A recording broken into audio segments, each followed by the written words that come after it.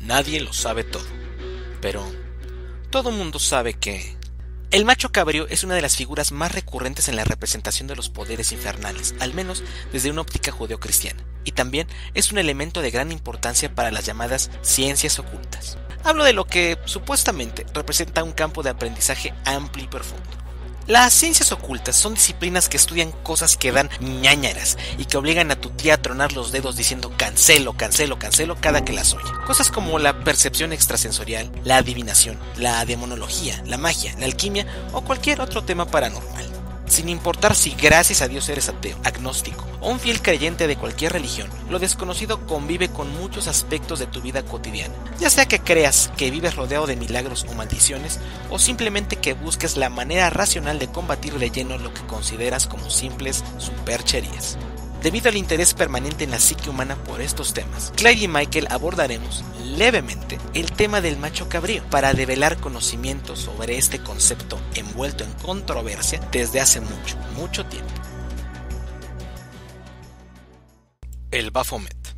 Aunque se trata de un término enraizado en lo más profundo del ocultismo desde hace ya varios siglos, el Baphomet está más cerca de ti de lo que piensas. El macho cabrío es el Baphomet, ese es su nombre, pero ¿qué significa exactamente?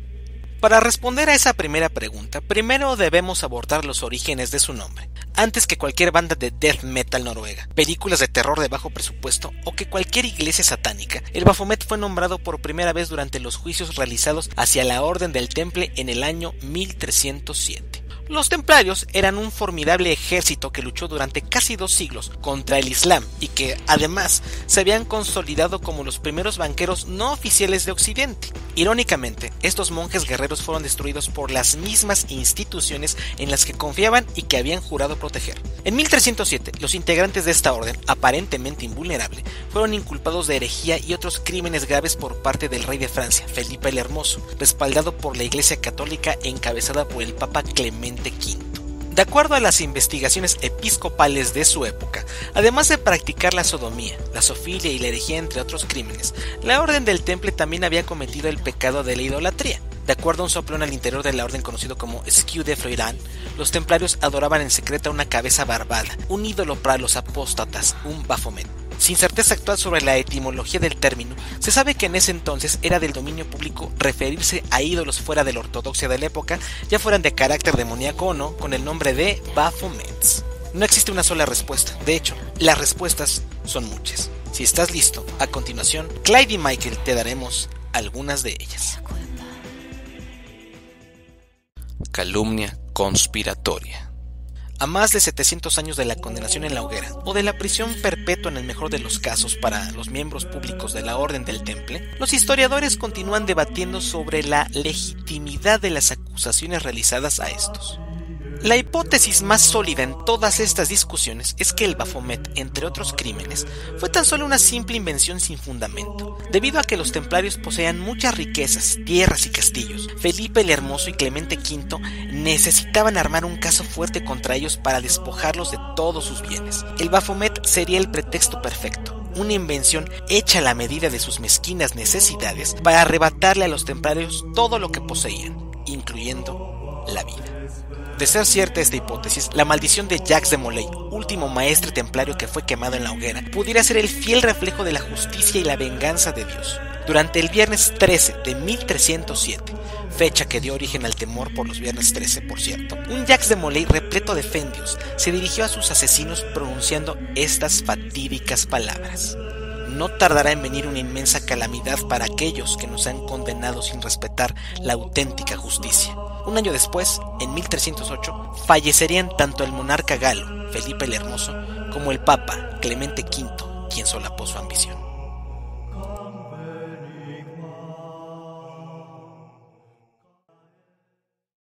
Juan el Bautista. De acuerdo a algunas de las confesiones por parte de los templarios acusados de blasfemia, la cabeza barbada que adoraban, es decir, el Baphomet, no era una cabeza de piedra, sino una cabeza humana, y no era una cabeza humana cualquiera, sino la del mismísimo San Juan el Bautista. De acuerdo al fallecido Montag Somers, presunto experto en demonología y brujería, el nombre de Baphomet para dicha cabeza derivaría de la fusión de dos términos griegos, Bath y Metis, cuyo significado aproximado sería el de bautismo de sabiduría o bien bautismo de luz. Embalsamada desde los tiempos de Cristo o quizá conservada mediante algún milagro divino, los templarios parecían haber encontrado la cabeza de Juan, rindiéndole culto al gran bautizador por excelencia, esperando ser bañados en la misma sabiduría y luz que aquellos que fueran bautizados por él. Conversión al Islam. Entre las pesquisas que la Iglesia Católica realizó en aquellos lejanos ayeres, hubo templarios que afirmaron que la testa barbuda en cuestión no correspondía a ningún demonio, pero sí correspondería a una figura que consideraban un falso ídolo. De acuerdo con esas versiones, la cabeza embalsamada sería la de Jesucristo. Mucho se llegó a especular en la época sobre la fascinación que los templarios manifestaban hacia sus pares y opuestos, los defensores del Islam. Se llegó incluso a creer que muchos habían abandonado a la Biblia para abrazar de lleno al Corán. La supuesta cabeza embalsamada de Jesús significaría para los templarios herejes un elemento fundamental y crucial, además de contradictorio, hacia la naturaleza divina de Jesucristo, naturaleza negada desde el comienzo por las creencias alrededor del Islam. Igualmente, otras versiones dirían que la cabeza no sería de Jesús ni estaría embalsamada, sino que en realidad se trataría de una representación en piedra del profeta Mohammed, conocido vulgarmente como Mahoma, quien era venerado en secreto por los templarios convertidos en musulmanes. De acuerdo con esta versión del Mohamed de piedra y también con la de la supuesta cabeza de Jesús embalsamada, el nombre Baphomet habría sido en realidad una mala traducción del término francés Mahomet, una derivación de la palabra Mahoma. Eliphas Levi. Alphonse Louis Constant, mejor conocido como Eliphas Levi, fue un filósofo hermético y uno de los grandes ocultistas del siglo XIX. Según Levi, el Baphomet sería un equivalente a Iblis, al Golden Dawn, a Prometeo, es decir, a todos esos dioses de la luz inocuos que han aparecido a lo largo de los tiempos entre los Rosacruces, los Illuminati y los masones. Levi dibujó al Baphomet con cabeza de cabra, rasgos andróginos y símbolos iniciáticos, sentado sobre un cubo. Entre los cuernos de la entidad dibujó un pentagrama y una antorcha. En su cuerpo añadió unos pechos femeninos y un falo con forma de vara de Hermes, un brazo masculino y otro femenino, y una mano hacia arriba y otra mano hacia abajo, señalando una luna creciente y otra menguante. Cada brazo tenía una palabra en latín, solve y coagula, que juntas significan toda causa provoca un efecto y todo efecto parte de una causa. Enriquecido por una enorme cantidad de símbolos, entre los que se cuentan los 7 principios herméticos, tenemos en este célebre o infame dibujo a un Baphomet sentado sobre el mundo, un ser que supuestamente brinda la luz a la humanidad. Baphomet era para Levi y para sus creyentes el dios que porta la luz y no el maligno y maldito Satanás. De acuerdo con los que dicen saber, el estado derecho del pentagrama simboliza el triunfo del espíritu sobre la materia. La repugnante cabeza del animal manifiesta el horror al pecado, no es una representación del mal. El pentagrama de Baphomet aparece en su estado derecho porque su figura es divina e iniciática, no material y maligna, como es el caso de Satanás, en cuyas sectas utilizan el pentagrama en inversión. Cabeza parlante. Gerbert de Aurillac o Silvestre II fue el primer pontífice francés en ocupar el sillón de San Pedro en el año 999, en plena efervescencia de las profecías que anunciaban el fin del mundo. También conocido como el Papa Mago o el Papa Druida, pudo haber sido, de acuerdo con algunos ocultistas ya muertos, el que heredara el Baphomet a los templarios unos cientos de años después.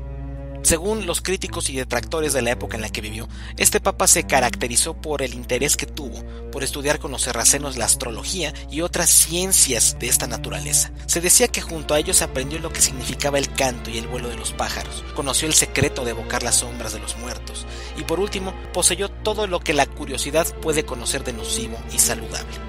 Algunas versiones no menos extravagantes que las ya expuestas dan cuenta de una supuesta vinculación entre este papa y una célebre cabeza parlante, identificada por ocultistas posteriormente como el auténtico Baphomet. Según relatan las crónicas, esta cabeza era una especie de autómata capaz de responder afirmativa o negativamente a cualquier pregunta que se le formulase. Sin embargo, lejos de su faceta como supuesto mago, lo cierto es que este papa era uno avesado en la ciencia, misma que era malinterpretada por la gente de la época como brujería. Su afición por la astronomía y no la astrología como creían sus detractores, además de su amor por las matemáticas, le dieron un talento enorme para construir cosas. Este talento lo llevó a hacer relojes y otros aparatos que, en su época, eran vistos por las masas como cosas del diablo. En lo correspondiente al Baphomet, se creía que dicha cabeza había sido construida por él y que obedecía a un mecanismo simplón e inofensivo al momento de responder las preguntas que se le hacían, algo así como una especie de bola 8, pero con la forma de una cabeza bastante tétrica.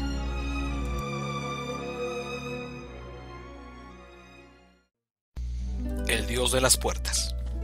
La ocultista Madeleine Montalbán, fundadora de la Orden de la Estrella de la Mañana, defendía la hipótesis de que el nombre Baphomet se derivaba de la exótica palabra Bphmat, un supuesto vocablo en lenguaje de los ángeles o lenguaje enoquiano, que significaba el abridor de la puerta. Esa hipótesis, respaldada por algunas de las acusaciones que afirmaban que el Baphomet era una cabeza de piedra con dos caras, daba una nueva luz al mito. En la mitología romana, Jano, el dios de las puertas, los comienzos, los portales, las transiciones y los finales, era precisamente representado por una cabeza de dos caras. En su época, Jano era una clase de héroe cultural, al que se le atribuía, entre otras cosas, la invención del dinero, la navegación y la agricultura. Según los romanos, este dios aseguraba buenos finales para aquellos que le adoraban, y podía hacer brotar aguas hirvientes sobre los enemigos si se le invocaba en tiempos de guerra. En su tratado sobre los fastos, Ovidio caracterizaba a Jano como aquel que custodia el universo.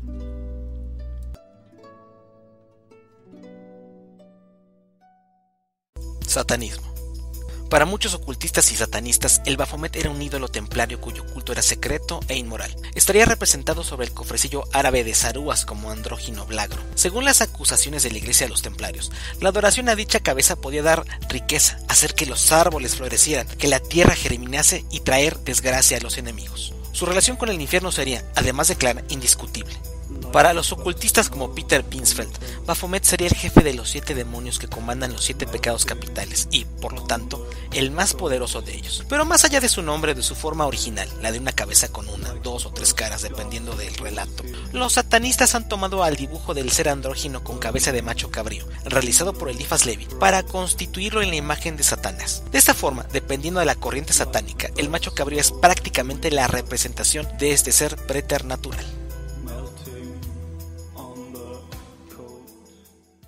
Rey Salomón. Finalmente, otros teorizadores sostienen que los templarios sí le rendían un culto a Baphomet, pero que este no tenía nada que ver con Alá o Mahoma, ni con el diablo o el infierno, tampoco con una cabeza parlanchina, ni mucho menos con una cabra voladora. De acuerdo a estas versiones, el término Baphomet podría provenir de la palabra árabe Abu Fihamat, que significa padre del entendimiento. O bien, que Baphomet es un nombre que debe leerse cabalísticamente, en sentido inverso, encontrando así 3 abreviaturas, Tem, Op, Ab, que significan el padre del templo. Ambas versiones coinciden en que el Baphomet, o lo que sea que haya significado en realidad, seguramente tenía que ver con el rey Salomón y su templo, y por ende con el reino de Dios. Ídolo, símbolo, demonio, rey sabio, ardid de los poderosos o una deidad olvidada.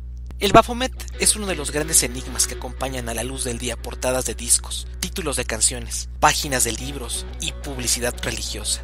Es difícil conocer una respuesta exacta al misterio que lo acompaña, y por eso tú ahora tienes más de una en tus manos. Recuerda, nadie lo sabe todo, así que comparte este video si deseas que más gente conozca lo que tú ya sabes.